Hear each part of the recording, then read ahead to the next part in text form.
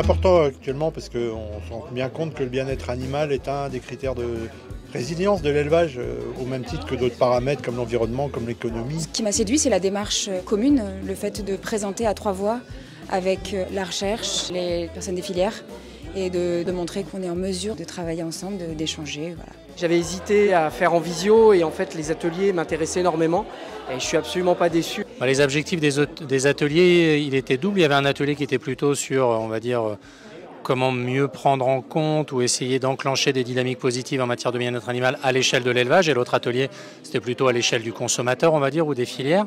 Et c'était vraiment un super travail de réflexion, de groupe, de confrontation. Et de voir que même si on vient de milieux différents, avec des compétences différentes, on a quand même le même objectif aujourd'hui d'amélioration du bien-être des animaux d'élevage. Le principe de l'atelier, c'est de trouver des leviers face aux freins qu'on a identifiés dans l'appropriation des démarches de progrès par les consommateurs.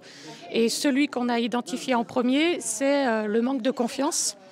Donc il faut qu'on identifie des leviers pour gagner la confiance des consommateurs. Quels sont les freins, notamment pour mieux faire accepter les démarches de progrès en matière de bien-être animal, et puis quels sont les leviers à mettre en œuvre. Et on l'a fait de façon commune, concertée, avec des gens de différents horizons.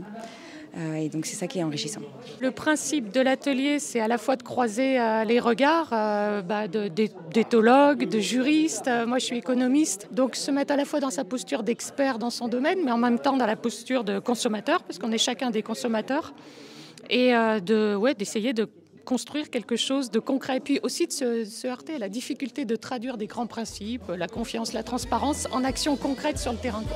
Comprendre ces animaux en les observant.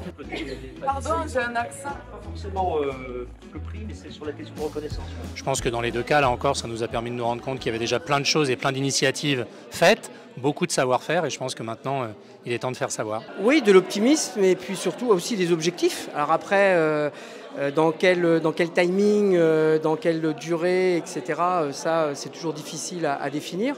Mais en tout cas, effectivement, de voir qu'il y a encore plein de choses à faire, et on est nombreux à s'intéresser à cette cause et à avancer. Bilan très positif de la journée, très positif.